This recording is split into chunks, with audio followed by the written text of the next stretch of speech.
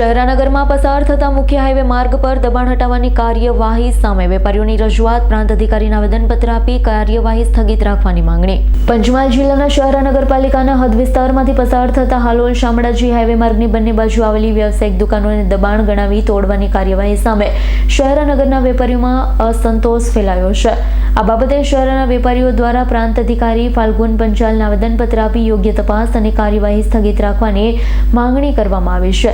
વેપારીઓએ રજૂઆતમાં જણાવ્યું હતું કે તેઓ વર્ષોથી કાયદેસર રીતે નાના વેપાર ધંધા કરી પરિવારનું ગુજરાન ચલાવે છે। ગ્રામ પંચાયત સમયગાળા દરમિયાન રજીસ્ટર દસ્તાવેજ દ્વારા જમીન ખરીદી પંચાયતના નિયમનો અનુસાર રજા ચીઠ્ઠી મેળવી વ્યવસાયિક બાંધકામ રાખવામાં આવ્યું છે।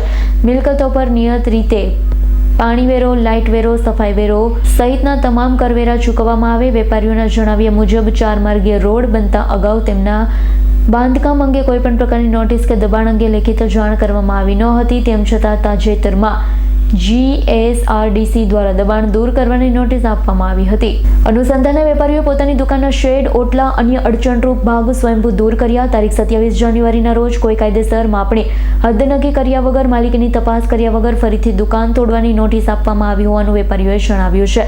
સાથે જ હાલ લગ્ન સિઝન ચાલી રહી હોવાથી વેપારીઓ મોટા પાયે નાણાકીય રોકાણ કરી સ્ટોક ભરેલો છે। આવા સમયમાં દુકાન તોડવામાં આવે તો ભારે આર્થિક નુકસાન થવાની શક્યતા છે।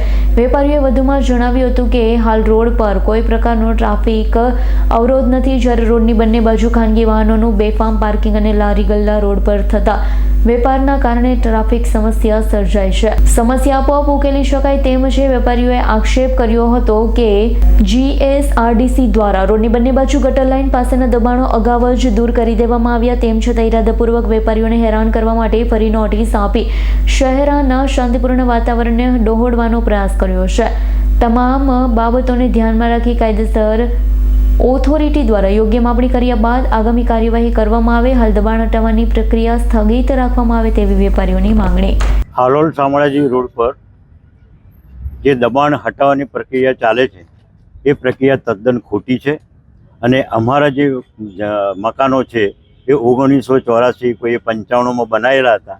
જે તે વખતે જૂનો રોડ હતો, એના મધ્યબિંદુથી અમે 50 ફૂટ છોડીને મકાનો બનાવેલા છે, પણ નવો રોડ બનતા આ મધ્યબિંદુ ખસી જતાં અમારા રોડના દબાણો દૂર કરવા માટે જે અમને નોટિસ ઇસ્યુ કરવામાં આવી છે એ ગેરકાયદે છે। બીજું કે આ લોકો એમ કહે છે કે તમારો સર્વે નંબર એ કરેલો છે, પણ અમને કોઈ કમ્પોઝિશન આપ્યું નથી કે કોઈ અમારો એક્વાયર કર્યો નથી કે અમને કોઈ નોટિસ આપી નથી। તેમ છતાં બળજબરીથી કે તમારે એક્વાયર કરી દીધેલી છે જમીન અને તમારે આ દબાણ કાઢવું પડશે, એના સંદર્ભમાં આજ રોજ અમે પ્રાંત સાહેબને આવેદનપત્ર આપવા માટે આવ્યા છીએ। અમારા આવેદનપત્રમાં જે અમને ગઈકાલે નોટિસ આપવામાં આવી અને દિન 7ની મુદત આપવામાં આવી, તો એમાં અમને લાગે છે કે કંઈક અજુગતું થાય એવું લાગી રહ્યું છે। માટે સાહેબને સમજાવવા અને આ નોટિસનો તમામ જવાબ અમે જે તે અધિકારીને લખાવીને તૈયાર રાખ્યો છે। અહીંયા આવેદનપત્ર આપ્યું છે અને જે તે અધિકારીને આ નોટિસનો જવાબ આપવા માટે અને ગામતળની જમીન જે છે, ગામતળની જમીનનો માપદંડ અલગ હોય છે અને ગામ સિવાયની જગ્યા હોય ત્યાં વધુ હોય છે। તો માટે સાહેબને અમે એ અરજી કરી કે અમારી જમીન જે 14 મીટરનો માપ છે રોડના મધ્યબિંદુથી, એની જગ્યાએ 12 મીટર કરવામાં આવે અને બિનજરૂરી નુકસાન જે થતું હોય એ અટકાવવામાં આવે, એ રિક્વેસ્ટ કરવા માટે અમે આવેદનપત્ર આપ્યું છે। મારું નામ Rajubhai Padvani, Shehra. Bureau report, S9 news, Surat.